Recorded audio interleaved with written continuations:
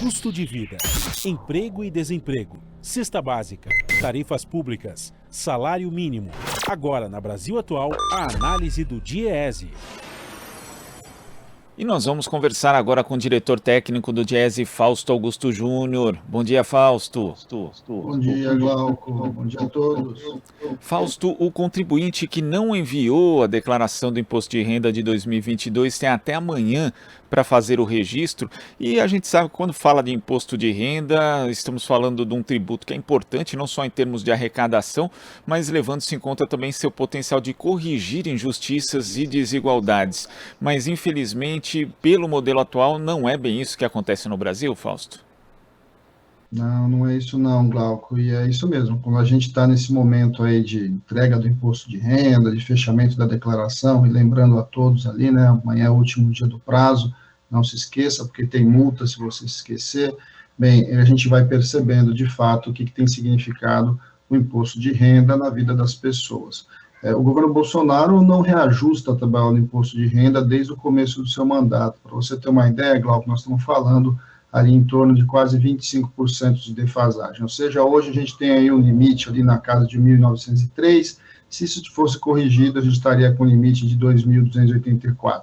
É bastante a diferença, é mais imposto, principalmente para os assalariados, e mais imposto principalmente para aqueles que de alguma forma já nem deviam estar pagando mais. Qual que é o problema aí, Glauco, de você não reajustar a tabela? Quando você não reajusta a tabela, você, na verdade, acaba ampliando o número de trabalhadores que acabam pagando imposto de renda, e em vez de você reduzir o número de trabalhadores e ampliar o número dos ricos, aí, dos mais ricos pagando a tabela. Porque quando você tem o seu salário reajustado pela inflação, você vai entrando nessa tabela que, na verdade, deveria ser ano a ano atualizada pela inflação, algo que o governo Bolsonaro não fez. Por outro lado, Gal, a gente vê os absurdos de um imposto de renda aqui no Brasil, em que lucros e dividendos não são tributados, ou seja, a maior parte dos assalariados acabam pagando algum tipo de alíquota sobre imposto de renda, e a maior parte aí dos grandes empresários, daqueles que abocanham boa parte da fatia da riqueza do país, pagam imposto quase nenhum. Essa é uma distorção bastante grande que precisava ser alterada e que neste governo não aconteceu, nem sequer foi de fato efetivado algum debate sério sobre essas questões. Quando a gente olha para tudo isso, a gente vai vendo o quão desigual é. O imposto de renda é importante porque é uma das principais formas de você, de certo modo, equilibrar aí a questão do imposto sobre as pessoas, sobre a renda principalmente, e tributar os mais ricos. Mas no Brasil a gente faz o oposto, a gente tributa o assalariado, tributa fortemente a classe média e não tributa os mais ricos, que aí ficam isentos, em especial pelos lucros e dividendos. Quando a gente olha para tudo isso, a gente vai vendo a distorção do nosso sistema tributário, que tributa muito mais sobre o consumo do que a renda, e mesmo quando tributa a renda, acaba tributando mais os assalariados do que o empresariado, do que os mais ricos. Proposta que o governo enviou ao Congresso Nacional de Reforma Tributária inclui ali uma correção, mas uma correção parcial do imposto de renda que não contemplava as defasagens anteriores a 2015, também não se estendia a todos os valores limites das faixas e ainda tinha ali, impunha uma limitação, desconto simplificado, reduzindo ou até mesmo anulando os efeitos dessa eventual correção. Mas também não tinha, Fausto, nenhum tipo de criação, por exemplo, de outras faixas de tributação do imposto de renda que pudessem justamente fazer isso que você falou, onerar os mais ricos, e desonerar os mais pobres. Então, isso é uma discussão que vai acabar ficando para o próximo governo, mas a questão tributária tem que ser debatida no Congresso Nacional e também tem que ter algum tipo de proposta do Executivo a partir de um próximo governo, Fausto? Não há a menor dúvida, Glauco. Vamos lembrar que o governo Bolsonaro encaminha uma proposta, mas sequer ele faz esforços para que essa proposta seja aprovada. Vamos lembrar que o atual presidente tinha prometido uma faixa de isenção na casa dos R$5.000, e muito longe de algo parecido é o que está tramitando no Congresso, e além disso você vai tirando, porque a proposta deles, inclusive, aumentava, colocava de um lado, mas tirava do outro, porque acabava com o desconto simplificado.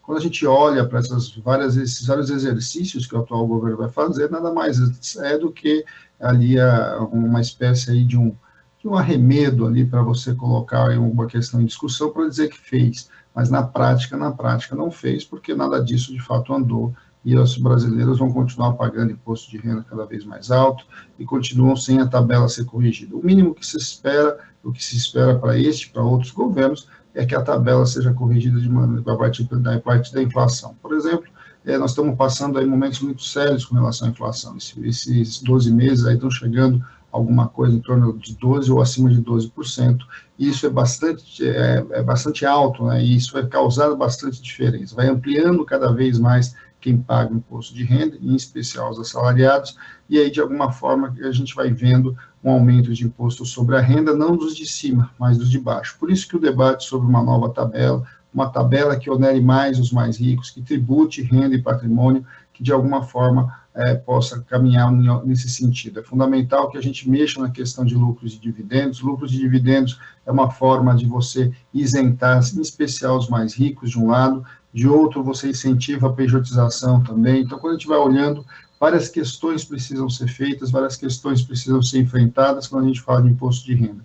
É claro que a gente precisa fazer uma reforma tributária, a gente precisa tirar mais impostos, menos, para ter uma alíquota de imposto menor sobre os produtos, né, ou seja, sobre o consumo, e tributar mais a renda. Mas, para isso, a gente precisa começar com uma reversão da tabela. A tabela precisa ser corrigida, a tabela precisa ser ampliada, e, de alguma forma, a gente precisa incidir mais imposto de renda sobre os mais ricos e desonerar os mais pobres, em especial, de novo, né, assalariado. Vale lembrar também, igual que a gente vai vendo agora, quando vai construindo essa declaração, que são os assalariados que, de fato, pagam, né?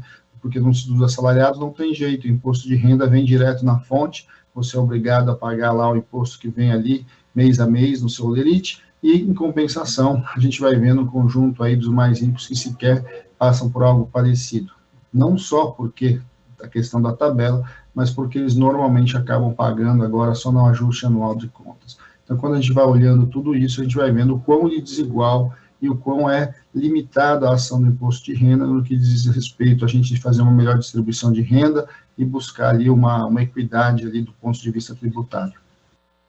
Fausto, muito obrigado pela sua participação hoje aqui no Jornal Brasil Atual. Muito bom dia, boa semana e até a próxima. Bom dia, Glauco, bom dia, boa semana a todos, e vamos lembrar, né, o prazo do imposto de renda para a declaração é amanhã, então vamos enviar lá a declaração, pelo menos para se livrar de uma eventual multa. Grande abraço a todos. Abraço. Conversamos aqui com o diretor técnico do Diese, Fausto Augusto Júnior. Aqui você ouve as notícias que os outros não dão. Jornal Brasil Atual.